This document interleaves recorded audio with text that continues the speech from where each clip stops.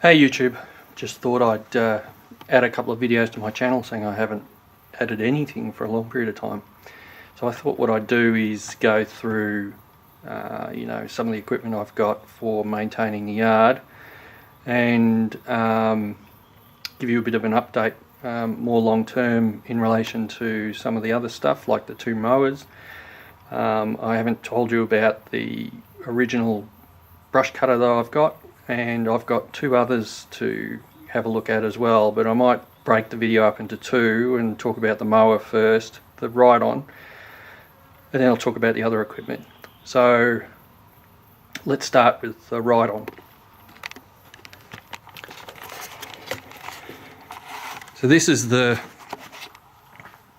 my ride-on mower, or yard tractor as it is.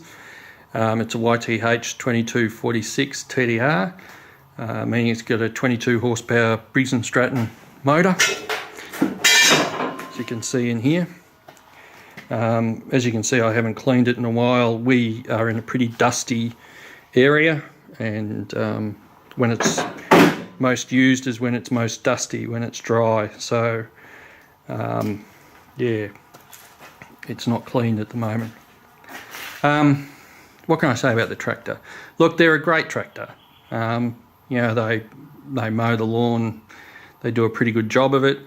The problem is, if I go out here again, just give you an idea of what we mow, you can see over here that, this is pretty reasonable. It's flat, there's not a lot of trees around, there's a lot of sticks, but in some areas like that tree, there are roots around the tree.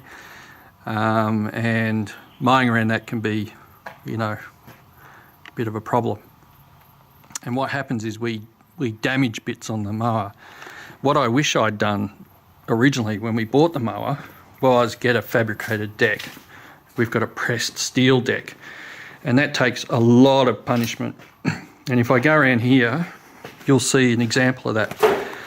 This is a fairing down here, and that fairing is bent, and I've probably bent it back a couple of times, but it gets softer every time, and so it then catches the ground again and then bends, and it catches roots and all sorts of stuff. So I've just been down to the shop where I've picked up a new brush cutter, and I've gone and bought another one.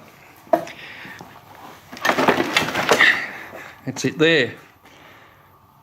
$40 worth. Although, because I was buying a brush cutter, I got a discount on it. Actually got it for free. But, replacing it twice, well, there was the original one, and I've put two on. This will be the second. And it's a bit disappointing in relation to the deck. What else? As I said, it runs all right. We've broken two spindle housings on it, but they're both probably our fault, just, running into things that we shouldn't have, especially the one I did, which I ran over a stump. I should have been more careful where I was running the mower. But pros, as I said, it does the job. If in hindsight, I probably would have bought a Greenfields. For those in the States who don't know, that's an Australian-built mower that's incredibly tough. For the price, they're not cheap, but you certainly get what you pay for. It's awesome. And you're not allowed to have swing-back blades in the US, but the Greenfield still comes with swing-back blades. And for those who don't know what that is, there's a disc under the Greenfields mower, and the blades are attached to the disc, and they swing, so that when you hit something, they swing back onto the disc. And because it's a disc, it doesn't break anything, because it doesn't hit anything and stop. Whereas with these, you've got a bar blade like that down there, and if they hit anything substantial, there's enough leverage there to break stuff on your mower. What I have done is put a swing back blade kit on this. There's someone who manufactures them here and sells them through the Husqvarna dealers, and it's effectively a smaller bar with just mower blades that go on the end of it. And I'll show you the mower blades. It's these, and these are actually designed to fit another fairly hardy Australian built mower called a Cox. Now they are swingback blades, and they fit nicely under this, and that gives us some resistance to the logs and sticks and stuff that are under the ground. The problem is it's not a disc, so you still got a bar sitting under there, and you still can do damage by hitting the bar, but at least you've got a bit of leeway. Anyway, that's probably the only other thing I've adjusted. Oh, and I bent a blade, or my wife bent a blade, and we broke a couple of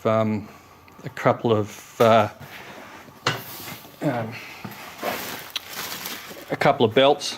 You can see here. We didn't actually know what it was, but she was driving around. I'd replaced a belt. She'd drive around for about half an hour, and then it would break a belt. And when I took the blades off, I found one was pretty bent, which is when I decided to replace it with a swingback blade kit. Love the trailer. They're a poly trailer. They're a pretty standard purchase around here in Australia. If you get your chance to get one of these, they're brilliant. I've carried everything in them. Like, I've carried Bessa bricks stacked this high in it slowly, but I've towed it. Not really good for the transmission on the mower, but I didn't have to go far. This is my Husky chainsaw. I won't do a review on it now, a long-term review, but it's been used quite a bit around here. And also I've done some work for national parks, volunteer work, which involved using this, and it's got a lot of use doing that. So I love the saw. It's awesome. Can't complain about it.